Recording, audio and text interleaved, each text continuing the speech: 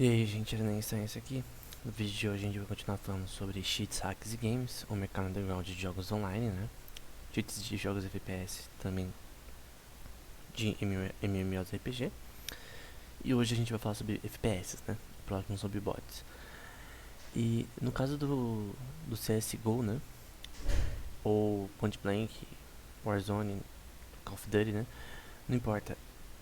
As técnicas serão a mesma para detectar cheats em jogos FPS, né? Tem duas formas de detectar o comportamento do jogador para saber se ele é cheater ou não, ou se ele está alterando seções da memória, ou visualizando seções da memória para usar o wallhack, por exemplo. Tem assim, em MMORPGs tem mais, mas tem alguns artigos bem importantes de universidades coreanas relacionados a esse tema. Esse é um deles, da Korea University, um estudo de detecção de cheats usando log análises, né? Análise de logs relacionados a dados dos jogadores. Então, uma coisa importante, a gente tem um banco de dados aqui, a gente quer analisar esses dados, normalmente usando algoritmos de machine learning para analisar esses dados da forma correta, né? Então, inteligência artificial é muito usada nisso, né, para análise de dados. A primeira parte aqui, eles coletam esses logs, né, do banco de dados do jogo,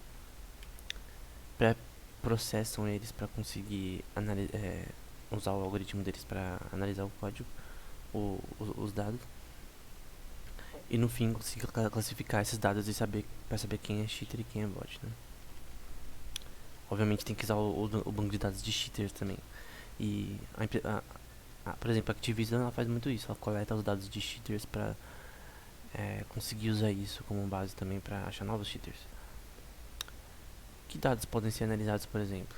Kill ratio, que é o ratio de kills que você tem ao longo do tempo, nesse contexto do point blank. Então, seu número de kills, se não me engano, o seu número de kills mais as mortes dividido pelas kills, é uma coisa assim. Headshot ratio, win ratio, kill ratio change, né? Ou a mudança de kill ratio do nada, por exemplo, um personagem de repente está com 2.6 de ratio de kill e do nada ele fica com 7.0, né? Que significa que essa mudança é muito estranha, né? A média dessas kills, número de gameplay de partidas durante o dia e intrusion ratio, no caso do point blank, quando normalmente com os cheaters eles são banidos da partida no point blank, então obviamente eles vão ficar indo de partida em partida, sendo banidos constantemente, então normalmente eles entram muito no meio da partida. No caso do point blank, normalmente você entra no começo da partida e você fica até o final, porque senão você perde coisa, perde XP, perde dinheiro, enfim. Então normalmente você sair e ficar entrando no meio de partidas é muito estranho. E fizeram isso com dados do point blank, né, no banco de dados do Brasil. Muitos cheaters, no caso, nessa época, né, 2013 mais ou menos, dessa época, o banco de dados. Eu jogava point blank um pouquinho antes disso. E essas são as diferenças reais entre cheaters e jogadores honestos, né? Então, relacionado ao kill ratio, por exemplo, dá pra ver que de cheaters são bem maiores. Obviamente, jogadores profissionais vão ter um ratio maior, mas aqui no geral, né? O headshot ratio, win ratio, a média de kills e mortes ela é maior de jogadores normais. Então, dá pra ver que no caso da vitória, headshot e kill, o ratio sempre vai ser maior do cheater, né? Número de partidas jogadas, a média de tempo jogado é maior do jogador honesto. E a mudança de kill ratio é um pouquinho menor do que os outros, mas é um pouquinho maior também, lembrando que o azul é do cheater. E lembrando que isso aqui é um box plot, né? E esses traços no meio é a média desses dados em cada seção aqui. Esse traço aqui quarto no meio. Esse é o kill ratio Lembrando que pode vir de 0.2 até 0.8, enfim. Eu, por exemplo, normalmente 0.5, 0.6, enfim. E dá pra ver que o do cheater é bem maior do que os jogadores normais. Então, obviamente, você pode usar isso. Não só isso, porque jogadores profissionais talvez tenham um ratio bem maior do que os jogadores normais, né? Então tem que dividir isso. Mas enfim. Esse é um caso, você usar os logs do banco de dados para detectar, mas isso não é o suficiente. Tem também você analisar os hacks que eu mostrei anteriormente de assistência de mira, né? O lock, por exemplo, que faz mirar automaticamente no jogador. O trigger bot, que atira automaticamente no jogador depois de mirar. O slow aim, que faz o sistema meio que evadir a detecção, tentando errar o tiro de propósito, né? Enfim. Então esses hacks tem algumas formas de você errar tiro pra não ser detectado tão facilmente, né? Obviamente, se você vê um jogador toda hora mirando jogadores com 100% de precisão e velocidade, obviamente é um cheater. Nesse caso, eles usam multi-layer perceptron, que é um algoritmo de inteligência artificial bem conhecido, mas, sendo sincero, não é um dos mais usados, né, nesse contexto, mas enfim. Não sei porque eles usaram esse, tem alguns melhores, mas eles usaram esse e tiveram uma quantidade bem interessante, né?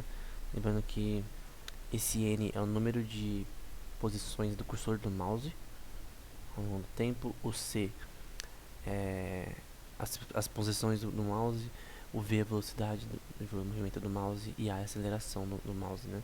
Então, através disso, você consegue sim ver uma diferença entre os jogadores honestos e os cheaters.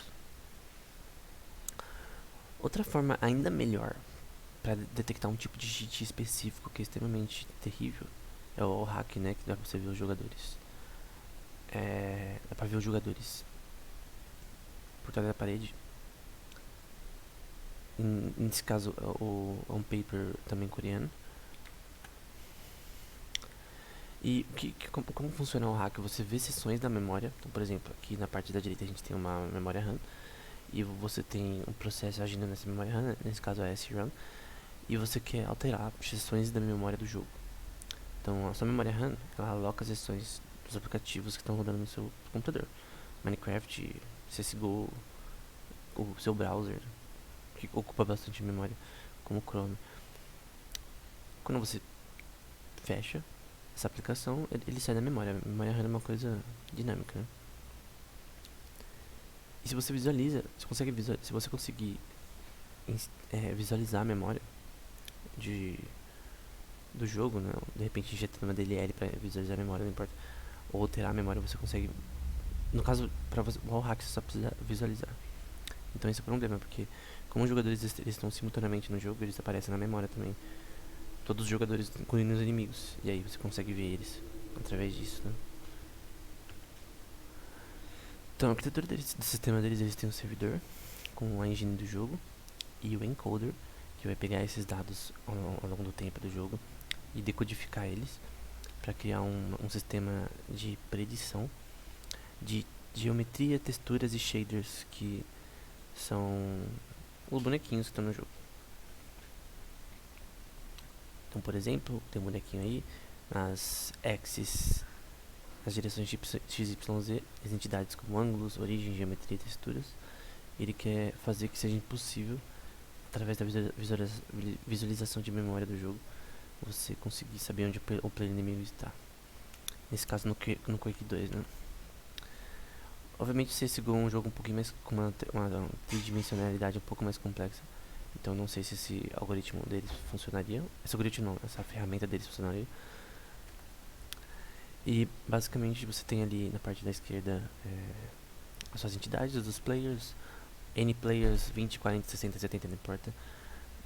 E você vai analisar isso durante a partida, né, que está localizada dentro de um servidor específico, rodando essa partida.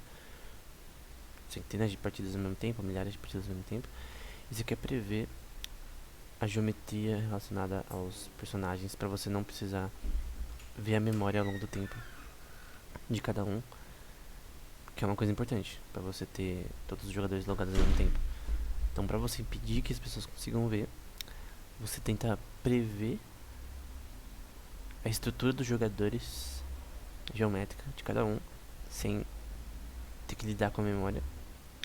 E você quer também proteger essa memória de acesso de hackers, né? Usando o Intel SGX, que é uma parte importante do sistema deles. Que nesse caso, por exemplo, sem o SGX, você pode ter segurança em dados em trânsito. No caso, são os pacotes de informação entrando no servidor da partida do jogo ao longo do tempo, de armazenamento e de uso. Aí fica inseguro, né? Com SGCs você consegue, o que está sendo usado, a memória que está sendo usada no jogo no momento, você consegue proteger ela no processador. Então, o acesso do processador relacionado à memória do jogo. Então, você bloqueia o wall hack como tudo. Por exemplo, esse exemplo de um hack de CSGO para aimbot wall hack. E basicamente o que faria é impedir que esse acesso à memória pudesse achar esse personagem, né? Esses tipos de bots como esse, por exemplo, eles usam também muita visão computacional. Então, de repente, eles nem precisam... No caso do aimbot, né, não do wall hack, você pode usar visão computacional como algoritmos como template matching ou YOLO, que é um algoritmo também bem conhecido nisso, para você treinar o seu sistema para atirar na cabeça dos personagens automaticamente, né? Você usa a foto da cabeça dos personagens como base, né? Para o sistema sempre que vê um personagem mirar na cabeça e atirar. Nesse caso é algo externo ao jogo. Então não é, no caso do aimbot, você pode usar macros, né? Então códigos externos ao jogo para também conseguir fazer o aimbot, né? Então no caso isso daqui só previne esse sistema dele só previne o wall hack, né? Você vê, por exemplo, na parte da direita aqui, você consegue ver os players que tem como você ver no seu campo de visão, né?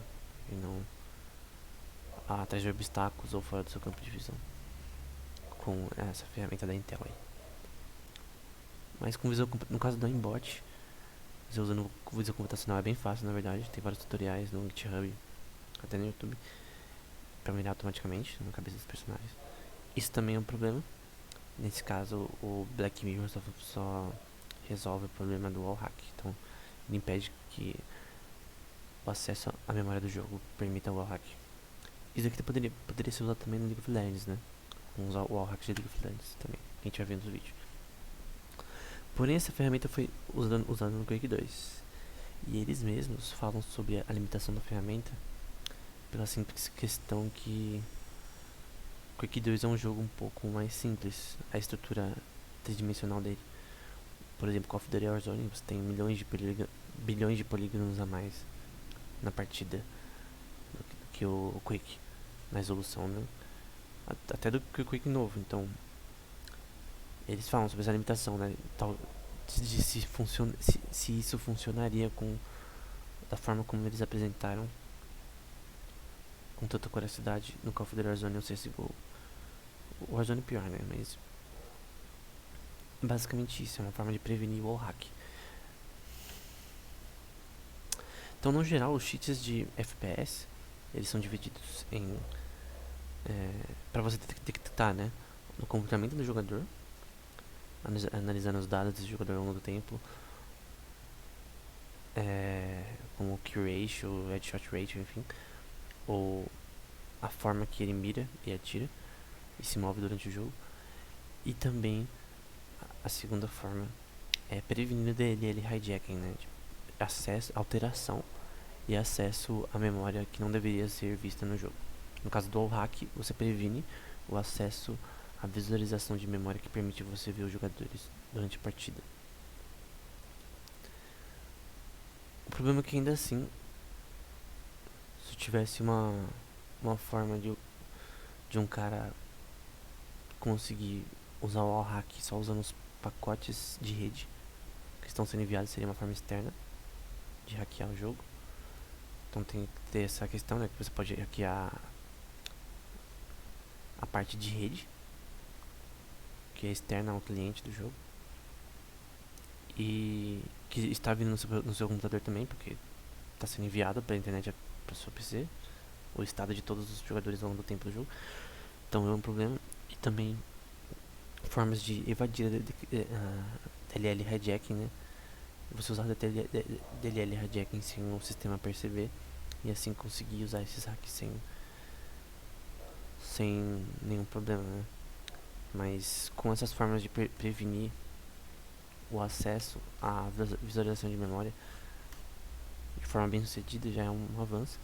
Mas mesmo assim, a melhor forma de prevenir hacks é prevenir DLL hijacking. Só que isso é para outro vídeo e é algo muito mais complexo. Mas o problema é também que gera muitos falsos positivos, né? Então, alguns jogadores obviamente vão ser banidos injustamente. Depende porque jogam bem ou porque fizeram algo que parecia com o comportamento de cheaters, mas não era.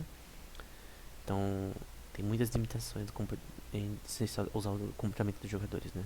Não é 100%. Principalmente com técnicas de machine learning, nunca é 100% de acuracidade. Então obviamente a gente vai ter falsos positivos e jogadores que vão ser banidos injustamente, né? Então a melhor forma realmente de prevenir cheating em jogos FPS é prevenir o DLL hijacking, acesso, alteração, inserção de código malicioso na memória do jogo. No caso de bots que a gente vai ver em outro vídeo, DLL hijacking não é muito usado. E aí o comportamento dos jogadores é a melhor forma. Ou o uso de macros, componentes externos para acessar o jogo também é a melhor forma de detectar no caso do bot, né? Enfim, era isso. Até o próximo vídeo.